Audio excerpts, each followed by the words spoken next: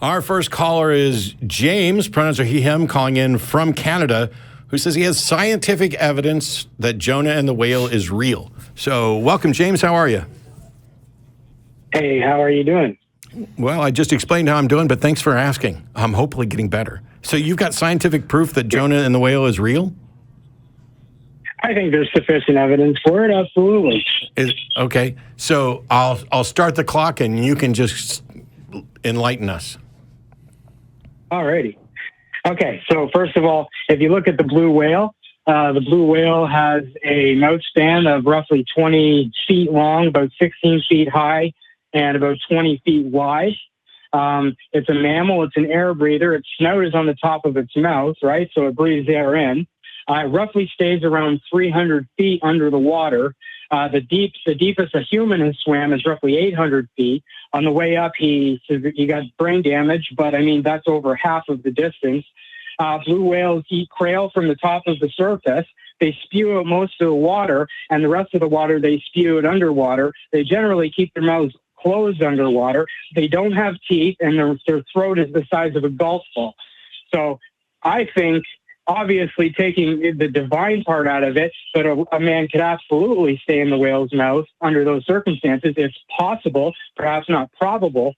And aside from that, I mean, even if you take God out of the equation, perhaps the whale had a paralyzed tongue and was unable to get those out of his mouth. Maybe it was used to things being in its mouth. Okay, so that's a minute. I think. Did you say the whale's throat is about the size of a golf ball? A blue whale's throat cannot swallow anything bigger than a golf ball, yes. So doesn't that rebut everything you just tried to do? How could it swallow a person? Oh, yeah, he didn't swallow. That's what I'm saying. He stayed in the mouth. I mean, obviously, when he came out, like, how did he breathe? Like the guy. How did he breathe?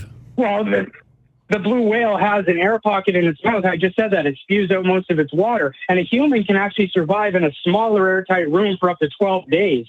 So even if it didn't breathe air, I thought you called in to say you had scientific evidence that demonstrates that the story is real.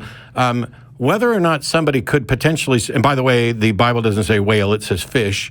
But whether or not somebody could survive, yes, it doesn't matter. Whether or not somebody could survive in a whale doesn't tell you whether or not it happened. Why on earth would I? Hang on, I'm still talking, James. Why would I care about, hey, this isn't necessarily impossible if this and this and this and this? I want to know if the story is true or not. That's the important part, because do you know where in the Bible this story is?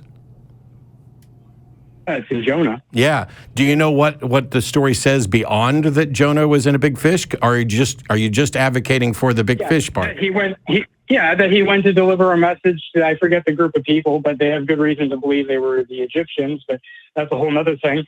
But yeah, he went on to deliver a message he didn't want to deliver. Yeah. And what happened?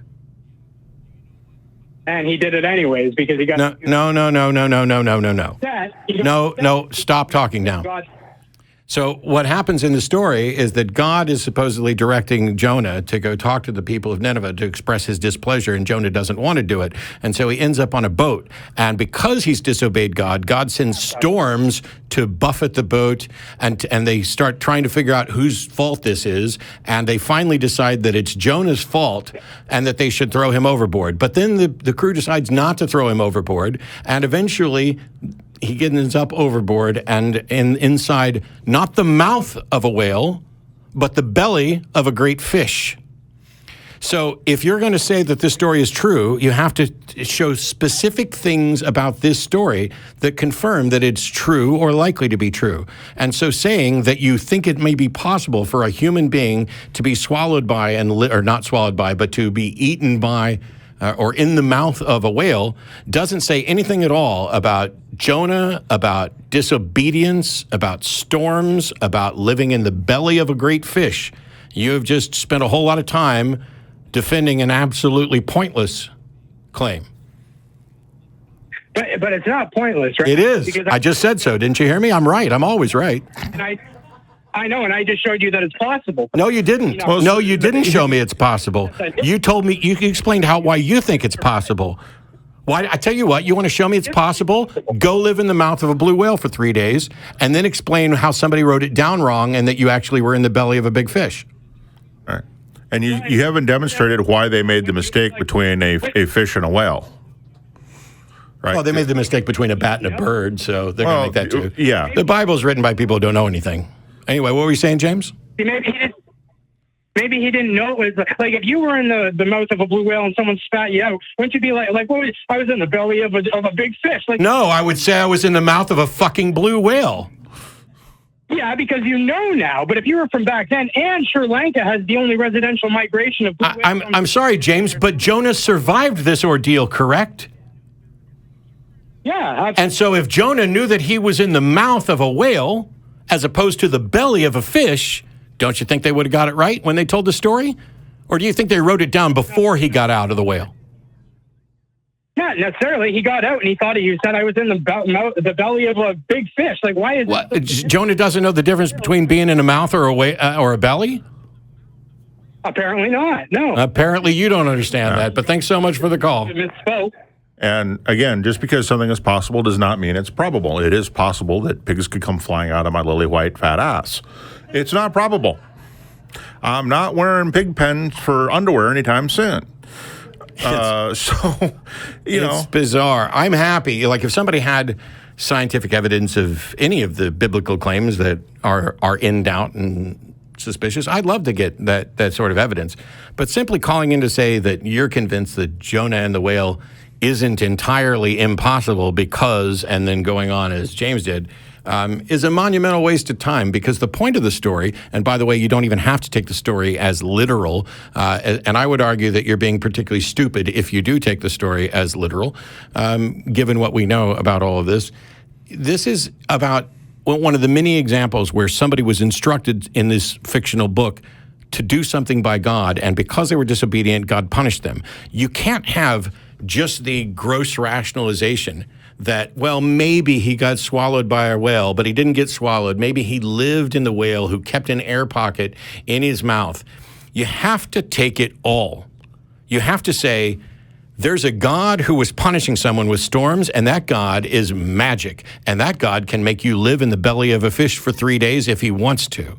That's how this works. When you start saying, oh, when Jesus walked on the water, maybe it was frozen, or maybe it was a trick like that crappy English magician did, or maybe it was this, maybe it was that. No. You can't do that. You're now saying, let's go in and look at how we could make these broad fictional stories appear to be real.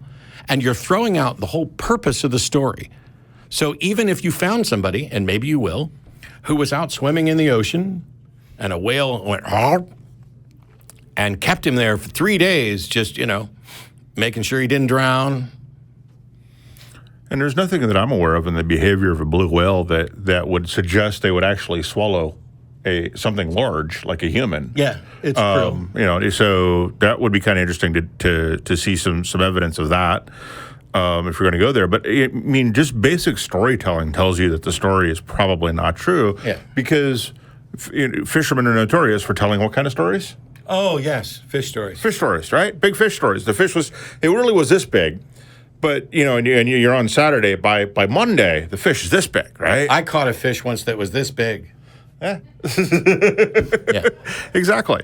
And so stories grow and they get added onto, and stories not only grow, but they migrate. And when they migrate from one area to another, good storytellers will change particular parts of the story to fit what people would expect in that area. Some things are funnier if you tell them in first person, like you were the person in this story, even though you weren't.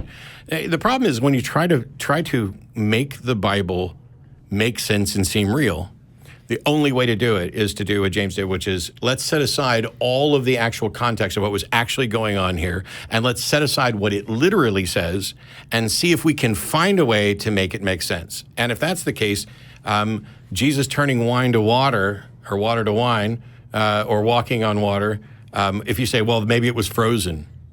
Okay, well, then he wasn't doing a miracle. He was walking on ice, Right. It's not miraculous if you point out that there's an unsurprising way that somebody could survive in a whale, although I don't buy your story at all. Right.